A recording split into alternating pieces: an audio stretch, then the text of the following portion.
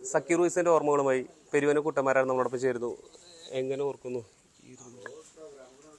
സക്കീർ ഓർമ്മയല്ല, അനുഭവമാണ്. ചുരുങ്ങിയ ദിവസം കൊണ്ട്, ചുരുങ്ങിയ നിമിഷം കൊണ്ട് ഒന്നായി തീർന്ന മനസ്സുകളാണ് ഞാനും സക്കീർ ഹുസൈനും. അദ്ദേഹത്തിൻ്റെ കഴിവ് തബലയിലാണ്. ഞാൻ മലയാളത്തിൻ്റെ മേള പദ്ധതിയുമായി സഞ്ചരിക്കുന്നതാണ്.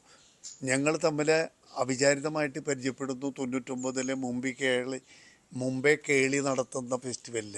അന്ന് എനിക്കൊരു പ്രോമിസിങ് അവാർഡ് അദ്ദേഹം തന്നു. അന്ന് മുതലുണ്ടായ സൗഹൃദം, മുംബൈ കേളി മുഖാന്തരം, കേളി രാമേന്ദ്രൻ മുഖാന്തരം ഉണ്ടായ സൗഹൃദമാണ്. പക്ഷേ അത് സഹോദര തുല്യം സ്നേഹബന്ധമായി സൂക്ഷിക്കാൻ ഞങ്ങൾക്ക് എന്തോ പൂർവ്വജന്മ പുണ്യമെന്ന് വേണമെങ്കിൽ പറയാം. ഞങ്ങളുടെ കലകളുടെ ഐക്യം കൊണ്ടെന്ന് പറയാം. ഞങ്ങൾക്കത് സാധിച്ചത് അതാണെന്ന് ഞാൻ വിചാരിക്കണേ. അല്ലാണ്ട് മറ്റ് കാരണങ്ങളില്ല.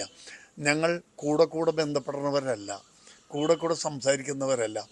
സംസാരിക്കാതെയും കാണാതെയും ഇരിക്കുമ്പോഴും ഒന്നായി തോന്നാൻ, മനസ്സിൽ അന്യോന്യം സൂക്ഷിക്കാനുള്ള ഒരു പ്രഥമ സമാഗമത്തിൽ തന്നെ ഞങ്ങൾ അന്യോന്യം ഒരു സുഹൃത്തുക്കളായി മാറി.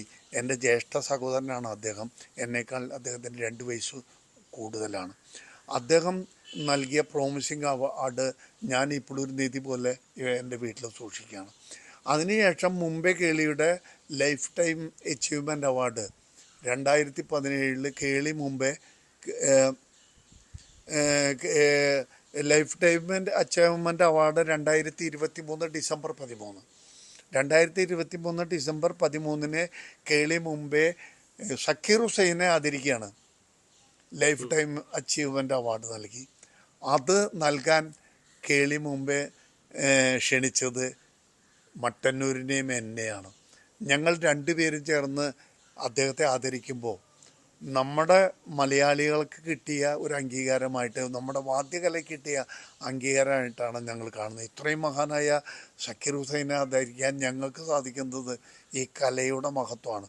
അതുപോലെ തന്നെ കേളി മുംബൈയുടെ അവാർഡുകൾ നേരത്തെ പല സന്ദർഭത്തിലും എനിക്ക് കിട്ടാനുണ്ടായി. പല ഒക്കേഷനിലും മേളം അവതരിപ്പിക്കാൻ സാധിച്ചു, പഞ്ചവാദ്യം അവതരിപ്പിക്കാൻ സാധിച്ചു. തായമ്പക പല്ലാവൂരപ്പുമാരെ അടക്കം തായമ്പക കേളിയുടെ വേദികളിൽ അവതരിപ്പിച്ചിട്ടുണ്ട്. ഈ സന്ദർഭങ്ങളെല്ലാം സക്കീർ ഹുസൈൻ മുംബൈയിലുണ്ടെങ്കിൽ അദ്ദേഹം നമ്മുടെ പഞ്ചവാദ്യം കേൾക്കാൻ 2 മണിക്കൂർ സമയം കണ്ടെത്തും. മുമ്പിൽ വന്ന് ചമ്രം പടിയിട്ടിരുന്ന് അദ്ദേഹം പഞ്ചവാദ്യം കേൾക്കും. തായമ്പക മുഴുവൻ അപ്പുമാരുടെ കേൾക്കാൻ അദ്ദേഹം വന്നു. മേളം കേട്ടിട്ട് പെരുവനത്ത് 2017 പെരുവനം ഗ്രാമം സക്കീർ ഹുസൈനെ വീരശൃംഖല നൽകി ആദരിച്ചു. അതും കേളി മുമ്പ് തന്നെയാണ് സംഘടിപ്പിച്ചത്. രാമേന്ദ്രനും സഞ്ജന കപൂറും ഒപ്പം നിന്നുകൊണ്ട് അദ്ദേഹത്തെ ക്ഷണിച്ച് കേരളത്തിൽ കൊണ്ടുവന്ന് CNN സ്കൂളിൽ വെച്ച് അദ്ദേഹത്തിന് വീരശൃംഖല നൽകി.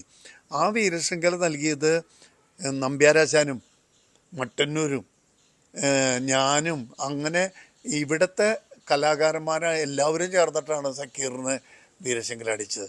ആ വീരശൃംഖല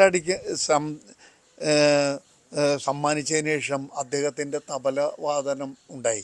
അതിമനോഹരമായിട്ട് തബല വായിക്കുകയും മട്ടന്നൂരുമായിട്ട് ചെണ്ടയുമായി സമന്വയിച്ചുകൊണ്ട് അദ്ദേഹം നടത്തിയ പ്രകടനവും മലയാളികൾ ഒരിക്കലും മറക്കില്ല.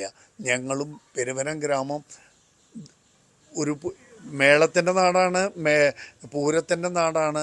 ഈ മഹാനായ കലാകാരൻ്റെ പാദസ്പർശം കൊണ്ട് അദ്ദേഹം കൊളുത്തിയ ദീപത്തിൻ്റെ പ്രകാശം ഇന്നും ഇവിടെ ജ്വലിക്കുന്നു. അദ്ദേഹം ദീപം കൊളുത്തുന്നത് പോലും ദീപത്തെ നമസ്കരിച്ചു കൊണ്ട് വന്ദിച്ചിട്ടാണ് അദ്ദേഹം. അദ്ദേഹത്തിൻ്റെ ഓരോ പ്രവൃത്തിയിലും ആ വിനയവും ലാളിത്യവും അദ്ദേഹം കാണിക്കുകയാണ്. അദ്ദേഹത്തെ സ്വീകരിക്കാൻ നമ്മൾ ഒരുക്കിയത് ഒരു പാണ്ഡിമേളം സമർപ്പിച്ചുകൊണ്ടാണ്. എരുന്നിത്തറ മേളത്തിൻ്റെ അല്ലെങ്കിൽ ആറാട്ടുപുഴ ശാസ്താവിൻ്റെയോ ചേർപ്പ് ഭഗവതിയുടെയോ ഒക്കെ മുന്നിൽ കൊട്ടുന്ന പാണ്ഡിമേളത്തിൻ്റെ ഒരു ചെറിയ രൂപമാണ് അദ്ദേഹത്തിനെ സ്വാഗതമായിട്ട് നമ്മൾ സമർപ്പിച്ചത്. ആ മേളം കേട്ട് കഴിഞ്ഞപ്പോൾ അദ്ദേഹം വേദിയിൽ വന്ന് പറഞ്ഞു, ഞാൻ ക്ഷീണിതനാണ്, എനിക്ക് പെർഫോം ചെയ്യാൻ സമയം കുറയ്ക്കണം എന്ന് മനസ്സിൽ തോന്നിയെങ്കിലും നിങ്ങളുടെ വാദ്യകല, നിങ്ങളുടെ മേളം എന്നെ കൂടുതൽ ഊർജ്ജസ്വലനാക്കി. നിങ്ങളോടൊത്ത് എത്ര സമയം വേണമെങ്കിൽ എനിക്ക് കഴിയാൻ സാധിക്കും ഇപ്പോൾ എന്ന് പറഞ്ഞിട്ട് അദ്ദേഹം പതിവിൽ കൂടുതൽ സമയം തബല വായിക്കുകയും മട്ടന്നൂരുമായി ചെണ്ടയുമായി സമന്വയിക്കുകയും ചെയ്തു. ഇതൊക്കെ അദ്ദേഹത്തിൻ്റെ കലകളോടുള്ള സ്നേഹമാണ്. അദ്ദേഹം മഹാനായ കലാകാരനാണ്. അദ്ദേഹത്തിൻ്റെ കലയിൽ അദ്ദേഹം ഉസ്താദാണ്. ഭാരതം പത്മശ്രീ, പത്മഭൂഷൺ, പത്മവിഭൂഷൺ നൽകി ആദരിച്ചു പറയുമ്പോൾ അദ്ദേഹത്തിൻ്റെ മഹത്വം നമുക്ക് മനസ്സിലാവും. ഭാരതം മാത്രമല്ല, അദ്ദേഹത്തിന് ഗ്രാമി അവാർഡൊക്കെ നിരവധി പ്രാവശ്യം കിട്ടിയെന്നൊക്കെ ചാനലുകളിൽ കാണുമ്പോൾ അദ്ദേഹത്തിൻ്റെ വലിപ്പം ഇപ്പോഴാണ് കൂടുതൽ നമ്മൾ മനസ്സിലാക്കുന്നത്. അദ്ദേഹം ഇത്രയും മഹാനായിരിക്കുമ്പോഴും മറ്റ് കലകളെ കാണാനും മറ്റ് കലാകാരന്മാരെ സ്നേഹിക്കാനും അദ്ദേഹം ശ്രദ്ധിച്ചിരുന്നു. മറ്റ് കലകളിലുള്ള നല്ല അംശങ്ങളെ ഉൾക്കൊള്ളാൻ തൻ്റെ വാദ്യമായ തബലയിൽ അത് സന്നിവേശിപ്പിക്കാൻ അദ്ദേഹത്തിന് സാധിച്ചു. അതാണ് അദ്ദേഹത്തിൻ്റെ ദൈവികത്വം. ഞാൻ അദ്ദേഹത്തെ ദൈവിക സ്പർശമുള്ള മാന്ത്രിക വിരലുള്ള ഒരു മഹാനായ കലാകാരൻ എന്നാണ് എൻ്റെ മനസ്സ് പറയുന്നത്. അദ്ദേഹം ദൈവതുല്യനാണ്. എനിക്ക് സഹോദര തുല്യനും ദൈവതുല്യനുമായിട്ട് ഞാൻ മനസ്സിലും എൻ്റെ വീട്ടിലും അദ്ദേഹത്തെ എന്നും ഓർക്കത്തക്ക വിധത്തിൽ സൂക്ഷിച്ചുകൊണ്ടിരിക്കുകയാണ്. അദ്ദേഹത്തിന് മരണമില്ല. അദ്ദേഹത്തിൻ്റെ ജീവിതം എന്നും നമ്മുടെ മനസ്സിലുണ്ടെങ്കിൽ അദ്ദേഹം നമുക്ക് മരിച്ചിട്ടില്ല, അദ്ദേഹം മരിക്കില്ല. അദ്ദേഹം നമ്മോടൊപ്പം ജീവിക്കുന്നു എന്ന് വേണം നമുക്ക് കരുതാൻ ഓർമ്മകളിലൂടെ.